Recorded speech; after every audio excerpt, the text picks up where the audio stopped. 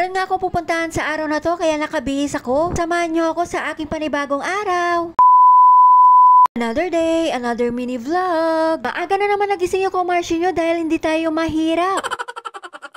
Talagang routine ko araw-araw mga mare, pagkagising ko ay didiretso kagad ako sa bilya ng mga ulam. Ito, pinakita ko na sa inyo para makita nyo kung bumili ba talaga ako o hindi. Saan kasi yung vlog ko mga mare ay nakikita nyo na lang na tapos na akong bumili. Kahit na hindi ko naman kayo sinama sa labas mga mare, ang importante ay mahalaga. Ano daw? Sure.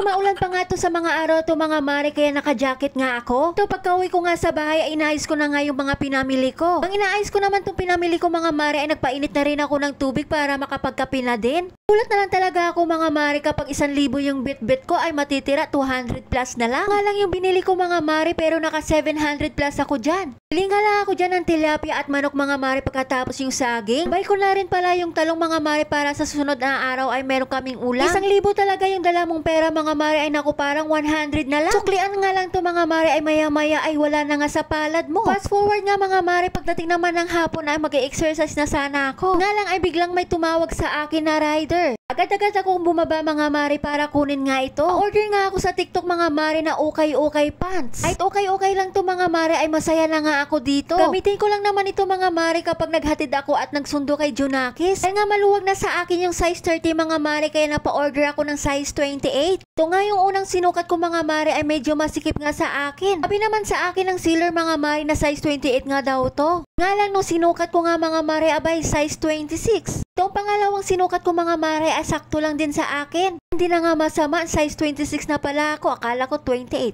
Char. Forward nga kinabukasan na nga to mga mare, nagluto lang ako ng pritong tilapia at talong. Nga sa araw na to mga mare ay nagchat nga yung kumarshi ko. Natanungan niya ako kung may gagawin nga ako sa araw na to. Ay nga araw ng linggo to mga mare, aba syempre wala akong gagawin at pahinga day ko. At tuwing linggo talaga mga mare ay hindi talaga ako nag-e-exercise. Pasama nga sa akin yung kumarshi ko mga mare na mag-tripping daw kami sa Trece Martires. So dali-dali na rin ako pumunta sa kanila. Mahirap talaga maghabol sa voice over kaysa dito sa mga video ko. Nakikita nyo naman kung ano nangyari sa video na yan mga mare, hindi ko na nga sasabihin. Kumarshi ko mga mare, ang layo na nga sa akin at nagmamadali na. So habang nag-video nga ako kanina ay tumatakbo na rin ako. Kaya nga lang ay nakasama na nga namin yung dalawang agent. Forward nga mga mare, nandito na nga kami sa pupuntahan namin. Pala yan sa Masaito Subdivision o Masaito, hindi ko lang alam kung anong pag-pronounce nun. Pakalaki at napakalawak ka pala yung subdivision na to mga mare. Kung makikita nyo nga sa mga video ko mga mare ay naku wala pa nga mga katao-tao dito. Kwento nga ng agent mga mare, simula nga nung pandemya ay tumigil muna sila dito. Matapos na nga yung pandemya mga mare ay nag-re-open na rin sila. Pupuntahan pala namin na bahay mga mare ay napakadulo pala.